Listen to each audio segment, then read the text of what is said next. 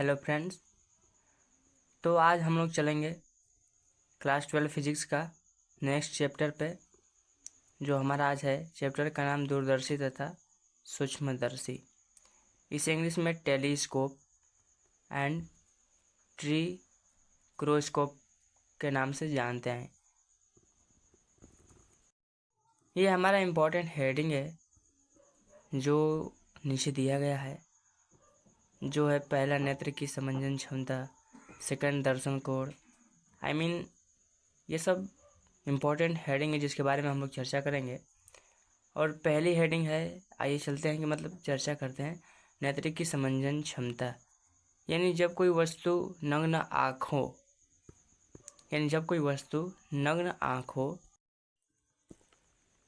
आँखों की सहायता से दिखाई नहीं देती है तो नेत्र अपने आप को समायोजित करती है, तो नेत्र के द्वारा वह वस्तु स्पष्ट रूप से दिखाई देने लगती है।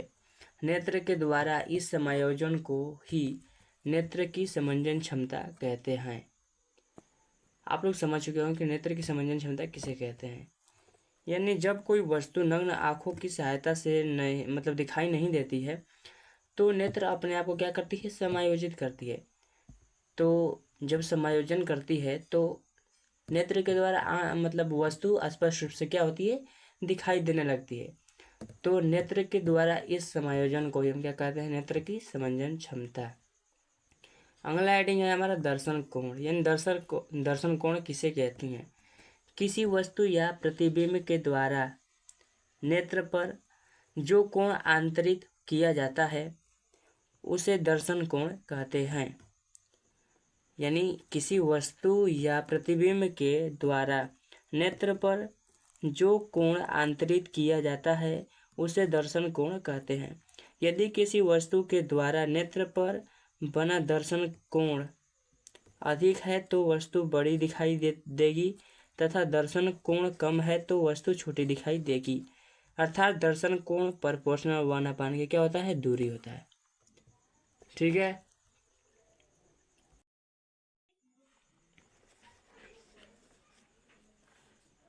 अगला हेडिंग है हमारा आवर्धन क्षमता।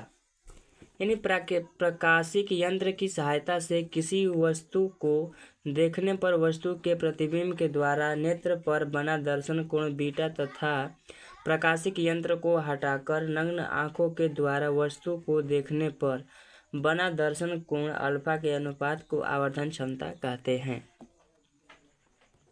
यानी प्रकाशिक यंत्र की सहायता से किसी वस्तु को देखने पर वस्तु के प्रतिबिंब के द्वारा नेत्र पर बना दर्शन कोण बीटा।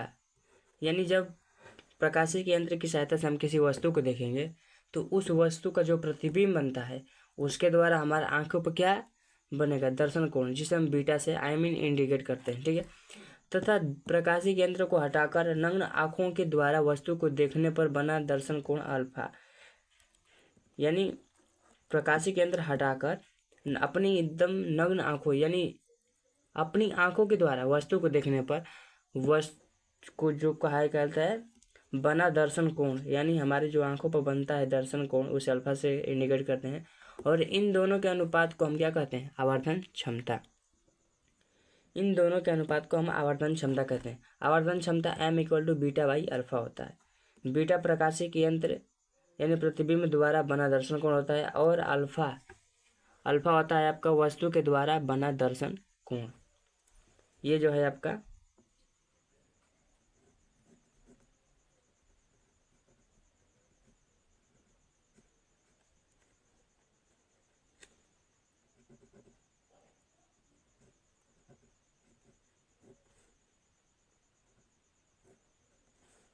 बना दर्शन कोण दूरदर्शी।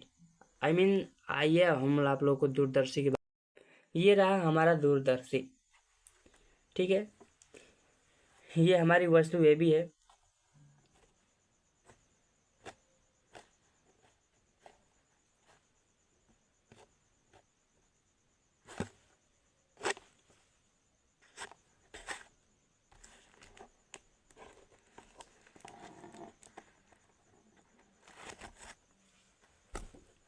और ये हमारा क्या है, लेंस है, अभिदृश्यक लेंस, और ये है हमारा नेत्रिका लेंस। ये दोनों हमारा क्या है, उत्तल लेंस है। इसे हम अभिदृश्यक लेंस कहते हैं क्योंकि ये क्या है, हमारा वस्तु के सामने है। और ये है हमारी नेत्रिका लेंस, जिसकी ये हमारी नेत्रिका लेंस, और ये हमारी क्या है, आँख। यानी नेत्रिका लेंस इसे मतलब क्यों कहते हैं, क्योंकि ये हमारे आंखों के सामने है। ठीक है, जो लेंस हमारी आंखों के सामने होती है उसे हम नेत्रिका लेंस कहते हैं, और जो वस्तु के सामने होती है उसे हम अभिदृश्यक लेंस कहते हैं। और ये रहा हमारा वस्तु के द्वारा जो है इस पे इसका प्रतिबिंब यहाँ बन रहा है, और इसको मतलब क्या करते हैं, और इसका प्रतिबिंब, ये जो प्रतिबिंब बनता है ये इसके लिए आभासी वस्तु का कार्य करती है, तो इसलिए इसका प्रतिबिंब यहाँ पे बनता है, जो हमारी क्या है, ए डबल डैश और बी डबल डैश होता है।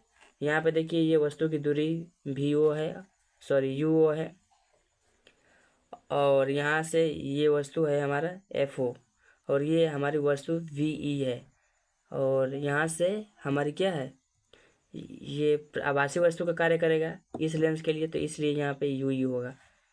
और हमारा ये हुआ अल्फा।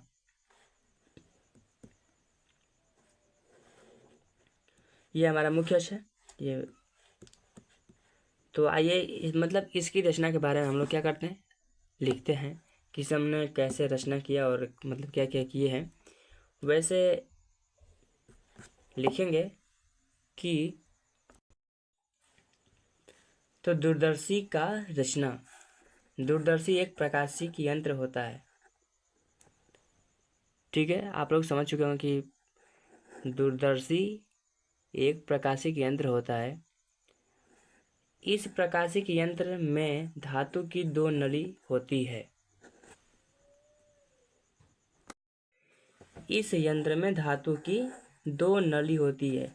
एक नली बड़े द्वार की होती है जिसमें बड़ी फोकस का उत्तल लेंस लगा होता है, और इस उत्तल लेंस के सामने एक वस्तु रखी जाती है, अतः इस लेंस को अभिदृश्यक लेंस भी कहते हैं। धातु की एक अन्य छोटे द्वारकीय नली होती है जिसमें छोटी फोकस दूरी का एक उत्तल लेंस लगा होता है, जिसका प्रयोग नेत्र के लिए होता है, जिसे नेत्रिका लेंस कहते हैं। छोटी द्वार वाली नली को बड़ी द्वार वाली नली में दंतुर दंड चक्र की सहायता से जोड़ दिया जाता है। छोटी नली को बड़ी नली के अंदर दंतुर दंड चक्र की सहायता से आगे पीछे खिसकाया जा सकता है। नेत्रिका लेंस की फोकस दूरी पर एक क्रॉस लगा होता है, यानी क्रॉस तार लगा होता है। नेत्रिका लेंस की फोकस दूरी पर एक क्रॉस तार लगा होता है। कार्य विधि। इन दूरदर्शी की सहायता से जिस वस्तु के प्रतिबिंब को बड़ा करके देखना होता है, तो उस वस्तु को अभिदृश्यक लेंस के ठीक सामने रखा जाता है। इस वस्तु से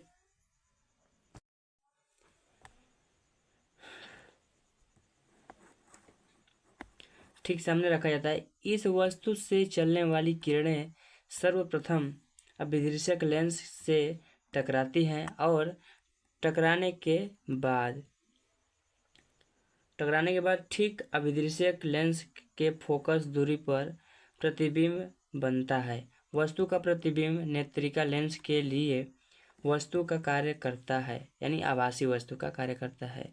अतः वह आभासी वस्तु से चलने वाली किरणें पुनः नेत्रिका लेंस से टकराती है, तो उस आभासी वस्तु का अंतिम प्रतिबिंब वस्तु से कई गुना बड़ा प्राप्त होता है।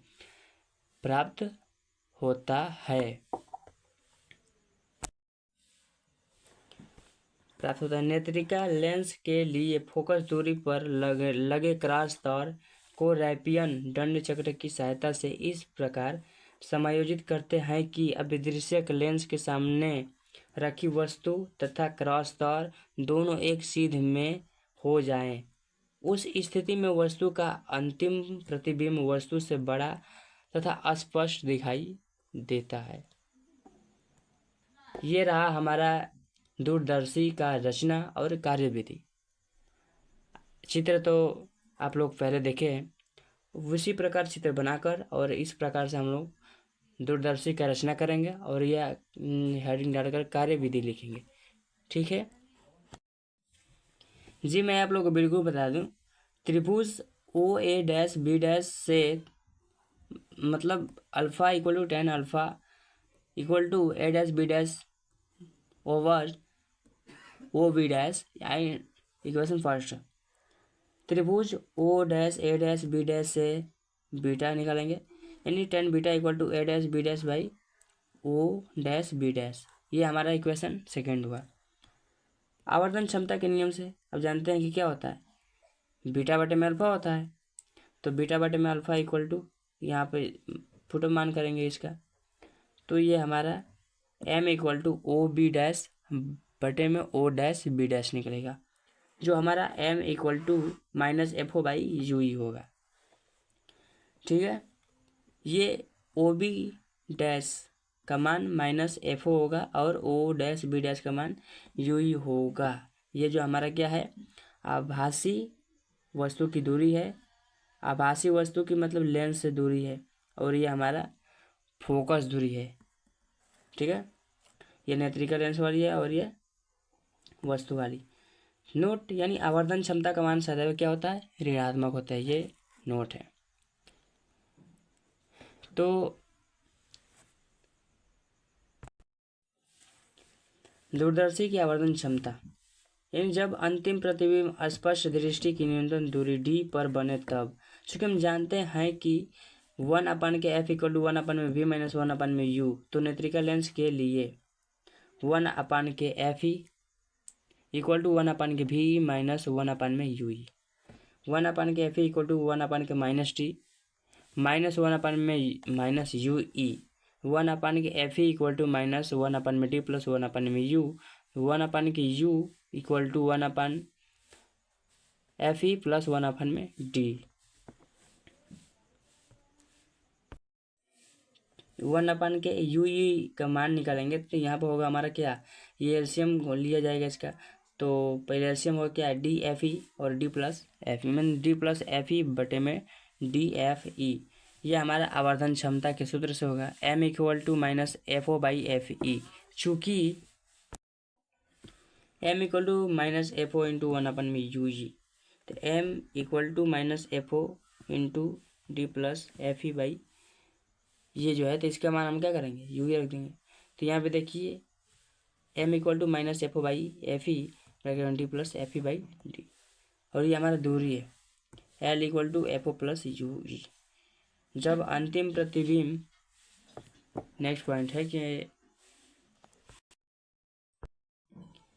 चूंकि हम जानते हैं कि 1/के एफ, यानी जब अंतिम प्रतिबिंब अनंत या फिर अनंत को सरांत भी बोलते हैं पर बने, चूंकि हम जानते हैं कि 1/के F equal to 1/v minus 1/u होता है, तो नेत्रिका लेंस के लिए 1/के F equal to 1/v minus 1/u ही, तो 1/के एफ इक्वल टू 1/में हमारा क्या होगा, इन्फिनेटिव प्लस 1/u ही, तो 1/के एफ ओ इक्वल टू क्या होगा हमारा जीरो, ये तो अब जीरो हो जाएगा इसका मान, तो 0 प्लस 1/u ई, तो F E sorry F O है हमारा, एफ ओ है, जो कि यहाँ पे एफ ई लिख दिए गए इसके लिए sorry, F O equal to U E, चूँकि M O equal to minus F O by you ई, तो इसलिए एम इक्वल टू क्या होगा, minus F O by you E होगा। ठीक है जी, सॉरी अच्छे से यहाँ पे देखिए, यहाँ पे हमारा क्या है, नेत्रिका लेंस के लिए है, तो यहाँ पे ई एफ ई ही रहेगा। ठीक है, तो ई एफ ई ही रहेगा, तो इसलिए हमारा ये हो जाएगा। और लंबाई, रही बात लंबाई की, तो L equal to F O plus F E होगा। तो आइए अब हम लोग क्या करते हैं, सूक्ष्मदर्शी के बारे में चर्चा करते हैं। यानी सूक्ष्मदर्शी एक ऐसा प्रकाश केंद्र है जिसकी सहायता से समीप में स्थित किसी छोटी वस्तु के प्रतिबिंब के दर्शन कोण को बड़ा करके वस्तु के प्रतिबिंब को स्पष्ट रूप से हम देख सकते हैं, देखा जा सकता है। तो ये रहा हमारा क्या है, सूक्ष्मदर्शी की संरचना। ठीक है, जिसमें हमारा क्या है, ये वस्तु है और ये अभिदृश्यक लेंस है, क्योंकि ये वस्तु के सामने है। ठीक है, और ये हमारा नेत्रिका लेंस है, क्योंकि ये हमारे क्या है, आंखों के सामने है। तो रही बात किसकी, इसकी तो हम लोग अच्छे से क्या करते हैं, इसको रुकिए। ये रहा आप लोगों का क्या है, सूक्ष्मदर्शी की संरचना है। अच्छे से इसको बनाना होगा और इसके बारे में रचना करना होगा, कैसे कैसे बनाए हैं वही सब रचना में लिखना होता है, राइट। तो आइए इसके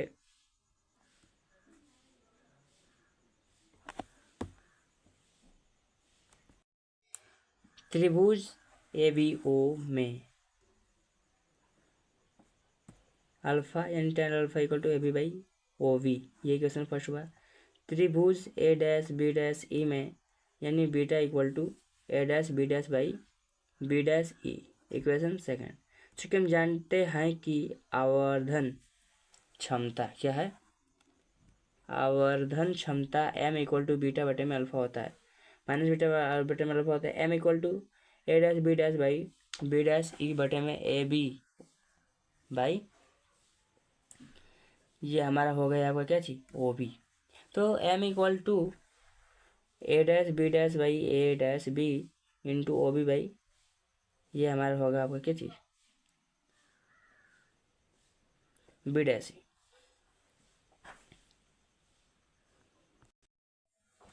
चूंकि हम जानते हैं कि रेखीय आवर्धन क्षमता क्या होती है, m प्रतिबिंब की लंबाई बटे में वस्तु की लंबाई, तो m equal to A', B' बटे में AB, तो minus D by minus u, तो माइनस माइनस कैंसिल आउट हो जाएगा। m equal to V by u अर्थात I बाई O, तो m equal to I by O bracket में D by you ई, तो m equal to VO by minus UO bracket में D by you ई, तो m equal to क्या होगा हमारा, m equal to हमारा माइनस VO बाई UO, और ये हमारा क्या है, D बाई यू ई, ये हमारा क्या है, आवर्धन क्षमता। तो ये हमारा है सूक्ष्मदर्शी की आवर्धन क्षमता, जब अंतिम प्रतिबिंब स्पष्ट दृष्टि की न्यूनतम दूरी D पर बने तब।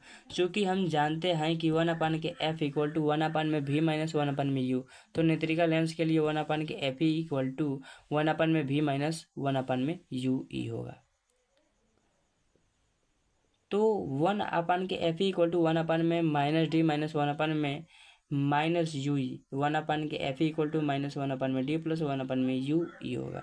तो 1/के U इक्वल टू 1/में F प्लस 1/में D, तो 1/में UE इक्वल टू क्या होगा हमारा, D plus FE by DFE, यहाँ पे LCM लेंगे तो ये हमारा हो जाएगा। ठीक है,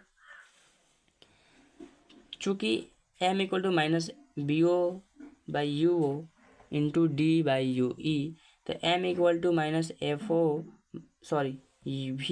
बाई UO D इंटू 1/में UE, तो वो यहाँ पे हमारा क्या है, 1/की UE का मान निकाले हुए हैं ये, तो यही मान यहाँ पे पुटअप कर देंगे। तो F equal to minus VO by UO into D plus FE और बाई DFE, तो D से D कैंसिल आउट हो जाएगा, तो ये हमारा होगा m equal to minus VO by UO bracket में D प्लस FE होगा। ठीक है, और ये रही हमारी लंबाई L equal to VO plus UE। ठीक है, हेलो फ्रेंड्स, तो इसमें मिलते हैं कि हमारी क्या है, सूक्ष्मदर्शी की आवर्धन क्षमता जब अंतिम प्रतिबिंब क्या होती है, अनंत पर बनती है। क्या होती है, अनंत पर बने। चूँकि हम जानते हैं कि 1/के F इक्वल टू 1/में V माइनस 1/में U, तो नेत्रिका लेंस के लिए होगा हमारा क्या, 1/के F इक्वल टू 1/में V माइनस 1/में UE होता है। तो 1/f=1 में ये हमारा इन्फिनेटिव है, -1 में -ug, तो 1/f=1 में ue, अर्थात ue=1 में क्या होगा हमारा fe। चूँकि m=-vo/uo ब्रैकेट में d/ue होता है, इसलिए m=-vo/uo इंटू d/fe। लंबाई l, vu मतलब vo प्लस fe। विभेदन सीमा दो मतलब विभेदन सीमा किसे कहते हैं? दो निकटवर्तीय वस्तु को किसी प्रकाशिक यंत्र की सहायता से अलग अलग करने की क्षमता को विभेदन सीमा कहते हैं। यानी दो निकटवर्तीय वस्तु को किसी प्रकाशिक यंत्र की सहायता से अलग अलग करने की क्षमता को विभेदन सीमा कहते हैं। विभेदन क्षमता समीप में स्थित किन्हीं दो वस्तुओं के प्रतिबिंबों को किसी प्रकाशिक यंत्र की सहायता से अलग अलग करने की क्षमता को विभेदन क्षमता कहते हैं। दूरदर्शी की विभेदन सीमा दूरी के व्युत्क्रमानुपाती होता है। दूरदर्शी की विभेदन सीमा प्रोपोर्शनल 1/d यानी दूरी।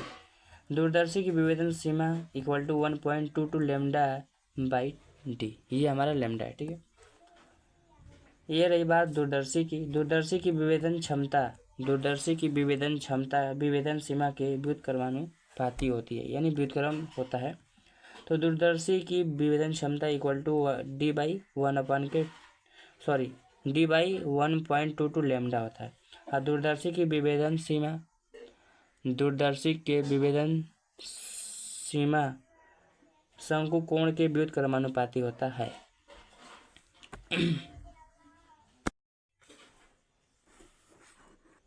सूक्ष्मदर्शी की विभेदन सीमा = 1.22 λ/2 sin अल्फा। सूक्ष्मदर्शी की विभेदन सीमा के व्युत्क्रम के बराबर होता है, अर्थात सूक्ष्मदर्शी की विभेदन सीमा = 2 sin α/1.22 लैम्डा होता है। तो ये हमारा कंप्लीट हुआ। अब नेक्स्ट वीडियो मिलेंगे नए चैप्टर के साथ। सो नए जोश के साथ आइए और अच्छे से पढ़िए और आप लोग अच्छे से एग्ज़ाम दीजिए, क्योंकि आप लोग का एग्ज़ाम बहुत नज़दीक आ चुका है और समय बहुत कम है। इसलिए हम चाहते हैं कि आप लोग अच्छे से तैयारी करिए और अच्छे से एग्ज़ाम दीजिए, ताकि अच्छे से अच्छे मार्क्स आएँ।